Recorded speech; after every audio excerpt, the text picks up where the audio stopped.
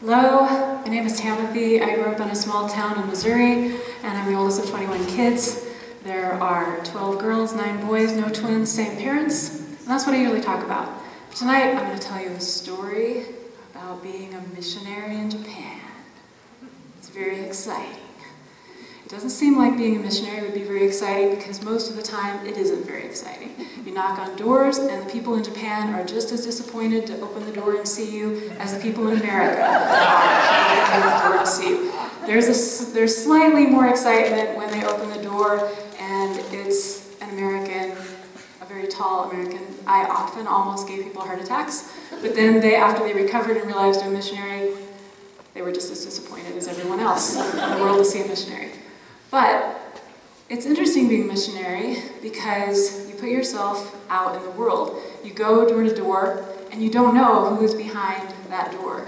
You knock at every door and you put yourself out into the world, no matter where you go, in the United States, in Japan, all over the place. So I lived in Japan for 2 years, and as you may have noticed, when you see missionaries, they go 2 by 2, and you get put with a companion you've never met before, and that changes here and there.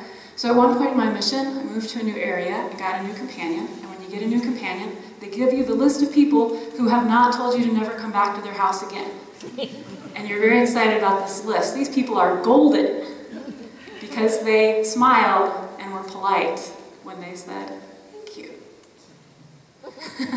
That's your list of golden people that might possibly listen to you next time.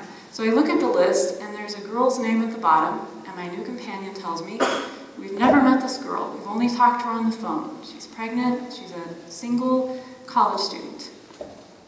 So the whole time that I'm in this area for about 4 months, I never meet this girl. I talk to her on the phone. She says she's very, very interested in the church.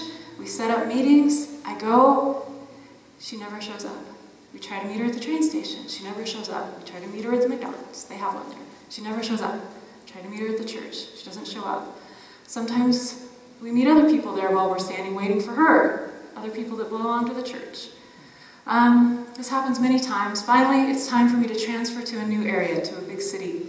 And I'm closing up the apartment. My companion has left. I'll be moving to the city and getting a new companion. I'm packing everything up. And this girl I've never met calls. And so I say, "Oh, I'm so glad you called. Oh, I never met you. I'm so sorry. I'm moving to a new area." And she says, "Oh, I go there all the time. Maybe I'll see you." I say, "Yeah, right. Maybe we will. That'll be fun." She says, "I'm on the train coming home right now. Maybe I could drop by your apartment." I'm like, "Sure." I'm packing. And she says, "You're by yourself?" And I'm like, "Yeah, I'm packing." So she goes to the next station and he calls from there. "Are you still in town?" I say, "Yes, I'm still packing the apartment." "Are you still alone?" I'm like, "Yeah." And she says, "Okay, maybe I'll see you." She goes to the next station and calls. "Are you still packing?" "I'm almost done." She says, "Oh, I hope I get there to see you. Are you still alone?" Now I'm getting a little concerned. So I start packing faster. And I leave. And I go to the next city, meet my new companion, get the list of golden people that probably don't really want to talk to us. And the girl calls. And she says, "Do you want to meet me at the McDonald's?" And I say, "Okay, sure." So I take my new companion. We go to the McDonald's. She doesn't show up. But there's a guy there. A guy from the area I lived in before. And I say, "Hey, it's that guy I know." So I go over and say hello. And he doesn't look surprised. And I noticed that. It just so happens that my new companion is Japanese. She's 30 years old, and she was a private detective before she became a missionary. And she says, "This sounds really suspicious." And so she does some sleuthing.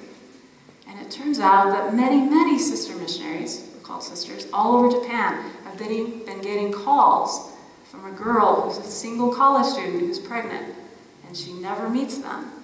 But sometimes there's a guy there, and it's the same guy. He travels all over Japan, and he has photograph books with all the pictures of all the sister missionaries in Japan. And so far, he hasn't hurt any of them. But he's showing up more and more at these meetings. And thanks to my detective companion, the crime was solved. As far as I know, he never hurt anyone. It turned him in, got psychological help. All sister missionaries were given pictures of him and said, do not shake his hand, do not knock on the door, no matter how golden he seems.